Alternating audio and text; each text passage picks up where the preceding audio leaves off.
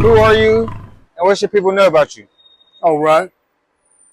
So I'm Big King Sadiq, founder of the worldwide movement, Peace, Love, Respect. My life's work is just that, building this movement. I have a goal of 800 million folks worldwide. Now, when I spit that goal out, and that number of people I'm talking about, a minimum of people that I want to touch in terms of communicating and bringing some sort of a influence, right?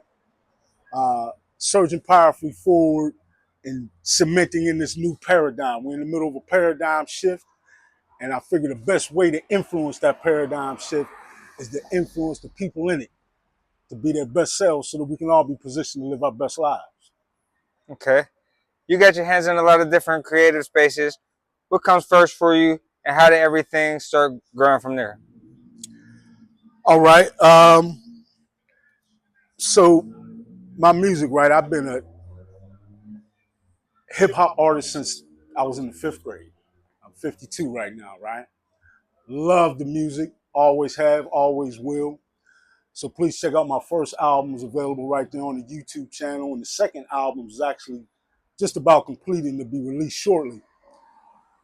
But probably my deepest passion, aside from my music, is my writing, right? So I've written 2 books so far. The first title is Peace, Love, Respect. This is the New Way. The second title is Ascension Path, Best Self, Best Life. So the first title, I've also narrated into an audio book. It's available on audible.com. It also happens to be part of the National Library of Congress as an audio book through the Library of Accessible Media. But my third book is completed. I'll be publishing that soon. So I would say that writing is probably my most vehement passion. Who are some of your biggest musical influences coming up, and who inspires you today? Oh man. So my answer might be a little classic, right? In that I fell in love with hip hop back in the days of Curtis Blow, was probably literally the first MC that I found myself kind of looking up to and maybe even emulating a little bit, right? But in terms of really forging my my roots as a lyricist, I can't go no further than the God MC, Rakim, right? Also the teacher, KRS-One, Big Daddy Kane.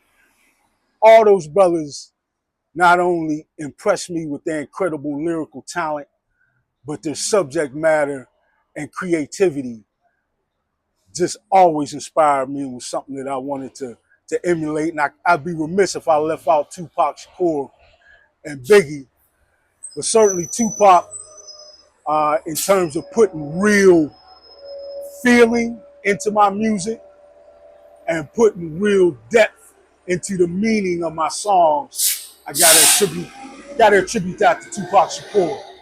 Uh, Man, and there's some young brothers now that tearing it up, man.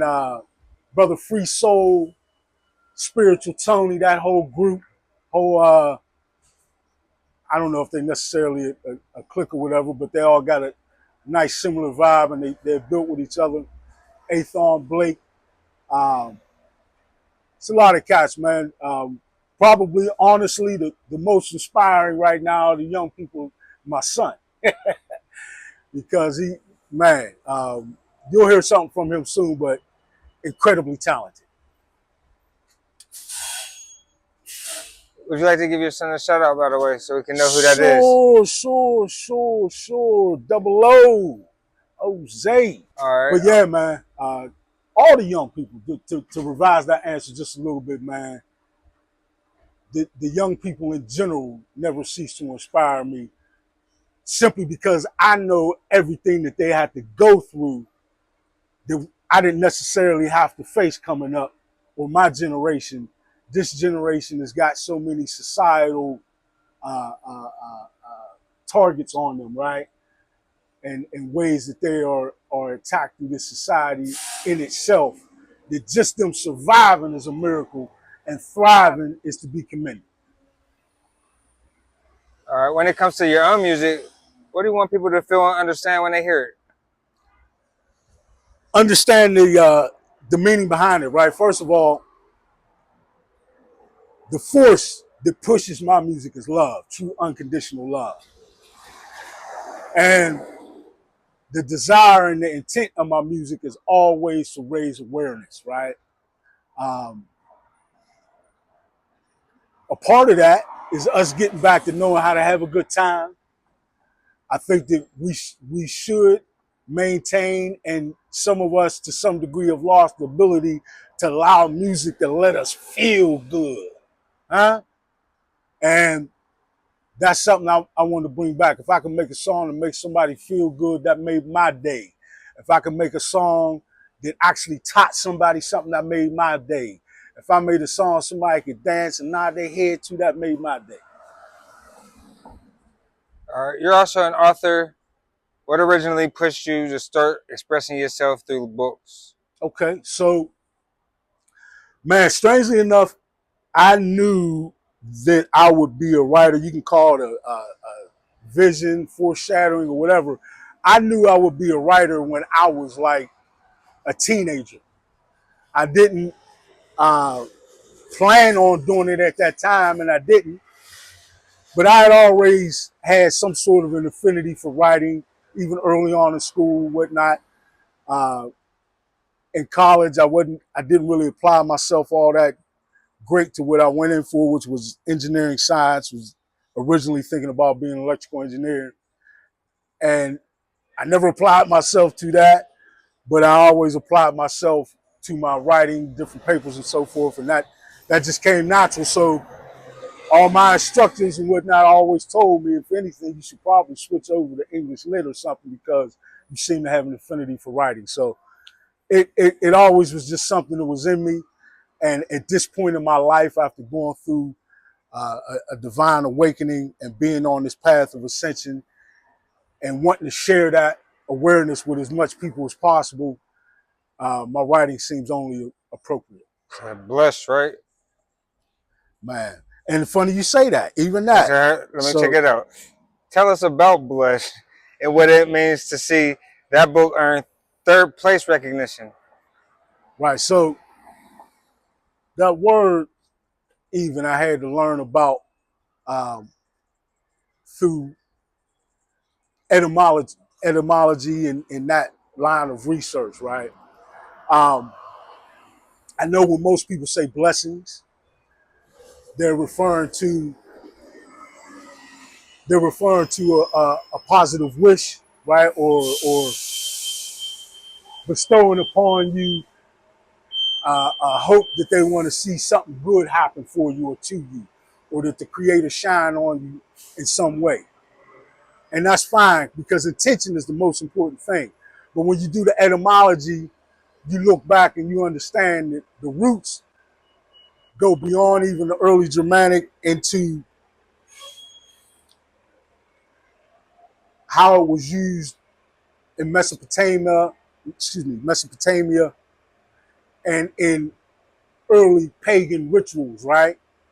And it was often referred to, or was referring to, the practice of sprinkling blood on an altar or conducting a sacrificial blood or a blood sacrifice on an altar, uh, consecrating or desecrating the altar, depending on your perspective.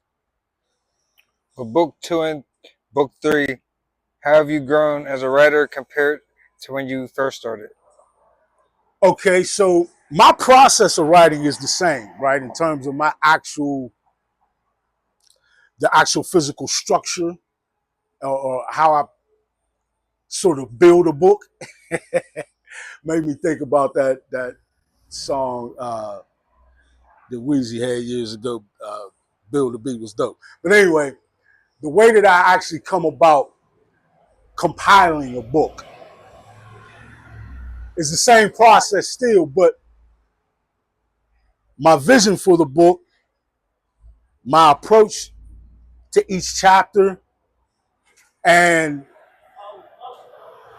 my personal expectations, right? So in my first book, I had expectations of completing it in a certain time frame, and I had sort of rigid expectations on myself.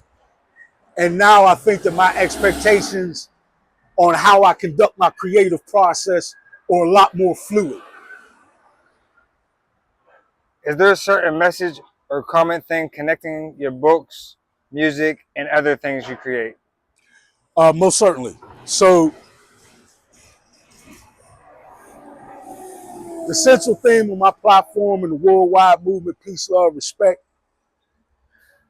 is the sovereign ascension, awakening and ascension of humanity into higher consciousness. Now, the reason why a paradigm shift is something I talk about so vehemently and so frequently is because the paradigm that we had been living into, the paradigm that is actually falling away like giant shards of glass right now, the old paradigm, as I refer to it, is one that fostered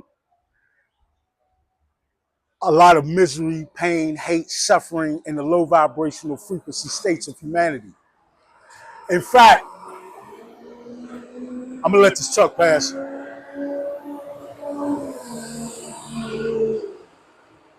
In fact, I often quote Dr. Spock in something that he said to Captain Kirk when he said the needs of the many outweigh the needs of the few or the one. Well, in my estimation,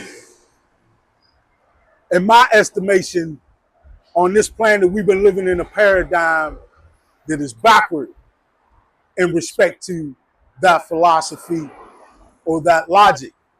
We've been living in a paradigm where the blood, sweat, tears, energy, consent, and all that is produced by the masses has been going to prop up and satisfy the greedy desires and wishes of the few, the socially economic elite. And I specifically refer to the cabal of globalists and depopulationists that have spun out essentially just what they've told everyone they were going to do on the uh, Georgia Guidestones, which stood for a little over 40 years, if I'm not mistaken. Um, there was a central message, right? Right on the lead stone.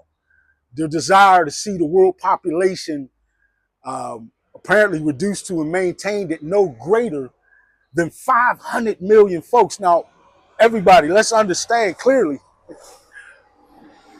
we have over 800 million people on the planet right now. And for us to see that carved in stone is a message from the most powerful, That wasn't scripted. the most influential, the heads of state and industry, people with the most reach and resources, for their mentality to be so, I could give it a lot of descriptions. Let's just say for their mentality to be on shrinking the population down to 500 million is a frightening desire, realizing the reach and the resources and the capabilities that they possess, right? And unfortunately, I think that we have rolled or watched them roll it all out in the way our food is tainted, the way our water is tainted, the way our very air that we breathe is tainted. We know that it has been industry, right, that has contributed to a lot of that. And a lot of this feeds into the agenda of those same socially economic elite, that cabal of globalists and depopulationists. Okay. So you stepped into podcasting as well. What made you want to get behind the microphone and start having those conversations? Okay. That's a very good question because I was actually in earlier parts of my life, despite being a lyricist and an MC, I wasn't one to do a whole lot of public speaking or standing up and necessarily uh, um, taking the mic to be heard in anything other than my music. Now, with my music, that indeed was quite natural and always, I never was one who had like stage fright or anything of that nature. So I figured that I could make the transition, and I began to go ahead and embrace that. Let me go ahead and start raising some subjects up to folks, open it up, and creating an open forum where people could jump in the chat, tell me what they were thinking, and share their perspectives and opinions. And that's beautiful. My first podcast, Built with Big King, really grew into a forum where we had some magnificent conversations where I think a lot of people had an opportunity to grow.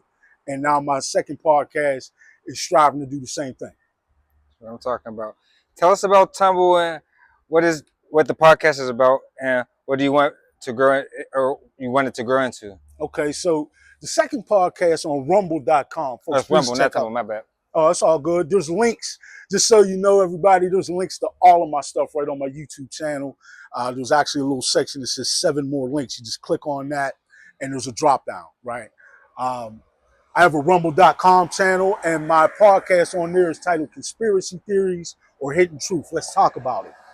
And it's pretty much just that. I raised in 25 weeks of the first season, every week, a new conspiracy theory. Um, and I delved into that and the intricacies of it and shared that and made it something I presented to the forum. So yeah, that was exactly what I had envisioned it to be. And now we just only look to grow it and grow our back and forth with the folks as we develop that forum like we did in Build with Big King, more and more. So yeah, that's my vision for it. Okay. What have you learned about people from interviewing them or having conversations through the podcast that you might not have learned otherwise? Man, I believe that probably one of the, and maybe I already knew this to some degree, but perhaps I just saw evidence of it. You really don't get to know a person, their perspective, or their story, right? Or what they might say to you that could be enlightening until you take the time to have that conversation. I can recall a fairly recent conversation I had with a farmer who educated me on the reality of, how the government often proclaims all this help and aid that they're allocating and that they're giving to the farmers. And some people even get a little bit agitated and feel that there's too much done for the farmers. I'm certainly not one. But the reality of it is that much of that, and this is fruit of that conversation, the reality is that by the time it goes through all the earmarks and all the red tape and bureaucracy, by the time it actually makes its way to the farmers, that aid is often a small fraction of what was proclaimed to the public, if they get any of it at all. So that's just an example of being able to learn something by delving into having a personal and in-depth conversation with somebody, as opposed to, you know, maybe just taking what they're saying or having some sort of a surface judgment. You also do video work. How did you get into that side of creativity? And what type of video projects do you enjoy working on the most? Okay, so as far as videos, my most extensive work has become my library of informational and inspirational videos on my YouTube channel. I've got close to 800 videos now that are just that, informational and inspirational. I actually started the YouTube channel that way. Um, as I was going through the early stages of my awakening process, I had a lot to say, a lot to get off my chest, and even a lot just to bounce off of other people to see what they could throw back to me for perspective. And I started making those videos, just choosing the subject and investing in it. So Thank I you. started making those videos. And Wakanda water. see that? That high vibe alkaline water, folks. That's one of the biggest changes in my life. I just want to give a shout out to my change in diet and lifestyle. Enabled me to drop 100 pounds off this body, right? And keep myself in good shape, a more high vibrational frequency temple for me to vibe in. So anyway, but yeah, man, I just really want to, with every video I make, take advantage of that opportunity of getting in front of people and hopefully, hopefully being able to speak to them in a way that takes away the camera and it makes them feel like it's me just talking to them or All them right. talking to me, us talking together. Between being an artist, author, podcaster, and doing video work, which lane do you feel people still don't know enough about when it comes to Big King Sadiq? Um, well, I do proclaim when I have discussions with confidants that my work to make myself known has got to increase this year because right now anonymity is my only enemy, right? And I say that because the whole point of the worldwide movement is to spread awareness. So it's not about a popularity contest for me as much as it is about me just expanding my reach exponentially so that I can do my best to increase awareness with as many people as possible globally. The reason why you hear me always talking about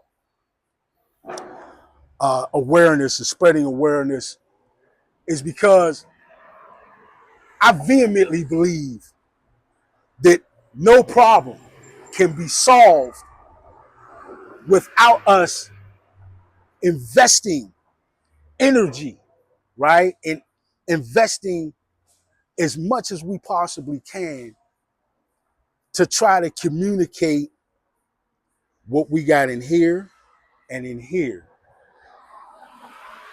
to the family, right? Um, man, communication is incredibly important, and to take advantage of every venue, every opportunity to communicate, to experience, learn, grow, and mature, and take advantage of every opportunity along those lines is something that I strive vehemently to do daily. Big part of what it means to be Big King Sadiq and to grow the worldwide movement. Peace, love, respect. Appreciate you. True indeed.